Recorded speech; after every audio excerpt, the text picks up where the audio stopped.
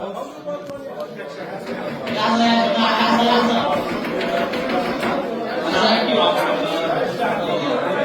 التعديل يا اخ ابو صبحي.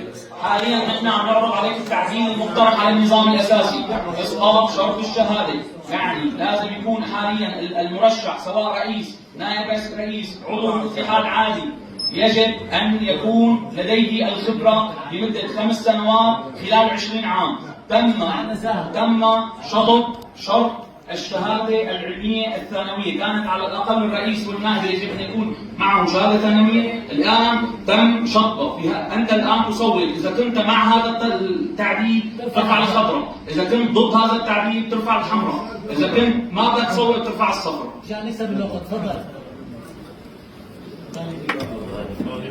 شباب لو سمحتوا كل يطلع، رافع واحدة على حاططها تحت لو سمحتوا. الصلاة فاضي لو سمحت.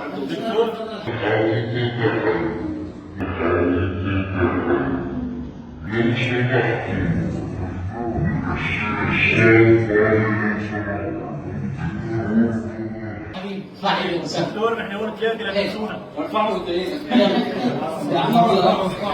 لو سمحت ارفعوا، لو سمحت عدهم بس 6 رقم 6 رقم شرط تعديل الشهاده 55 مع الاهليه، مع شروط الاهليه الماده 37